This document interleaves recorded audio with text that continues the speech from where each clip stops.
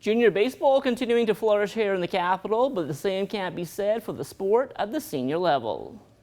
We go up to the age of 18, and after that, where are you going to play? There's hardly anywhere else for you to go and play baseball. So we're suffering.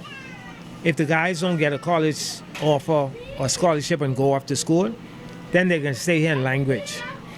We need to have some facilities. We don't need the big buildings. We just need some property cleared down and just build 2 or 3 fields on that. We'd know for a fact we'd have more of those guys coming home. All you could see them doing is throwing from one to another.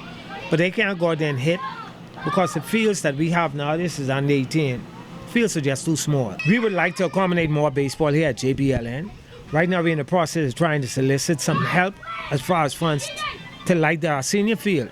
If we could get this light, we can play more baseball. If we play more baseball, we keep kids off the street, we keep them more active.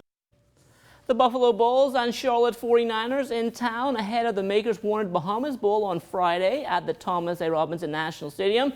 Both teams living it up in paradise while still realizing this is a business trip. I always dreamed about going to the Bahamas somewhere, new and different and everything like that. So just seeing the color of the water, how clear it was, how brand new it was really, really neat. It's a once-in-a-lifetime opportunity.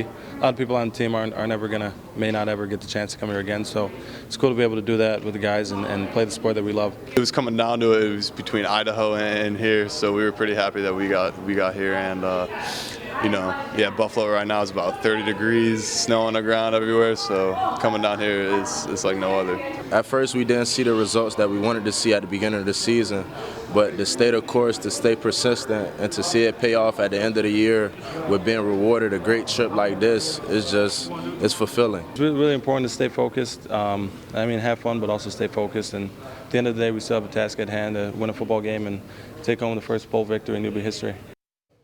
The Bahamas Bowl, definitely a big event for sports tourism in the Bahamas. We're joined this morning by Nato Dean from the Ministry of Tourism. And Nato, these kids are excited. Yeah, they're very excited. With mixing with them with the welcome reception the other night at the Atlantis, leaving the cold weather to come down to our beautiful climate now to play one of the 150 year of college football, and the only bowl game played outside the continental USS is an awesome experience for each and every person there. And we would have heard this for some of them a once in a lifetime opportunity. Once in a lifetime. They are really enjoying it. They're here not only to play the bowl, they're also taking part in community efforts with the Ramfley Home. They're also doing their own activities on the beach. They're doing a lot of stuff in between the bowl time, and they're doing a great job. And a kids clinic today as well. Yes, the kids clinic today, and it's good that they're putting back into the community as well as exposing the Bahamas to the world.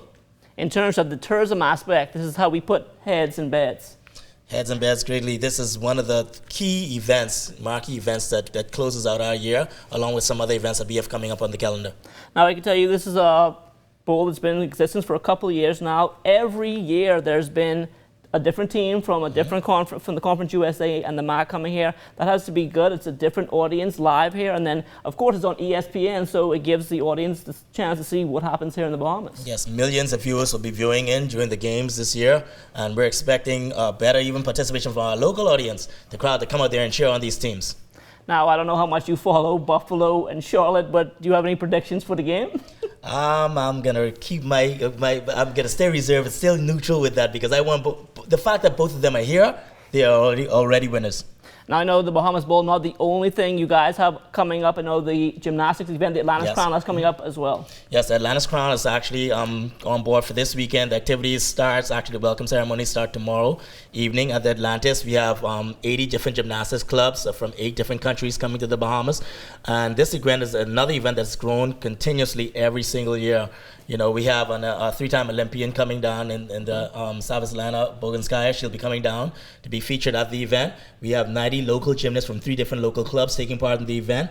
And so Cindy Sharns and her team is doing a fantastic job. And this is another event that is going to be widely viewed through the media, through bloggers. So through each and every gymnast here is going to be exposing the Bahamas to the world. What else is coming up for sports tourism? I know the Abaco Classic, that had to be moved to the Bahamas early next year. So what other events you guys have coming up? Well, the next thing after Atlantis Crown actually is going to be the Home Run Derby. Right, okay. We're holding that again, and that's another exciting event. We have about 20 minor leaguers coming to the Bahamas. Bahamian players coming to the Bahamas once again, as well as some international persons going to be joining them for that home run derby. And right after that, then we have the Corn Ferry, Great Exuma, and Great Abaco Classic, but it's going to be the Great Abaco Classic at Bahamas this year. Okay. So that's definitely going to be another key, and that is going to be widely viewed, almost 64 million viewers on the Golf Channel, and widely televised. So we're reaching the world through these sporting programs. Right after that, we have the Susan G. Coleman, that Race for the Cure. That's another international, become more an international influenced event here, and exposing the Bahamas once again from that avenue. And then we also have, after Susan G. Coleman, we have the Ride for Hope. So Ride for Hope is also on our calendar for Luther. So it's not anything that's going on here in Nassau. We have the family islands involved in each and every sporting activity. So we're taking sports to the world. Before I let you go, I want you to put on another hat from bodybuilding. How's bodybuilding looking for 2020? Very exciting year. We're gonna add the Northern Bahamas Championships back to the calendar. Freeport has been under the weather because of recent events, but we're gonna also show the Bahamas that we're also trying to expand our activities throughout the family islands, and definitely do what we can to increase sporting in the island of the Grand Bahama. A little disappointing that Paul Wilson didn't get his pro card the other night. Oh, yeah. Looking at the pictures, he definitely deserved that pro card. He might have been smaller in stature, only in height. But in body development and what he brought to the stage, he should have gotten that pro card. But, he won 2 categories, and he's doing a fantastic job. Mighty Mouse is there, back on stage, representing the Bahamas once again. Well, we want to thank Nada for joining us this morning, talking sports, tourism, and bodybuilding. Good luck. Thank you so much. And that's going to do it for the morning edition. We come back after this.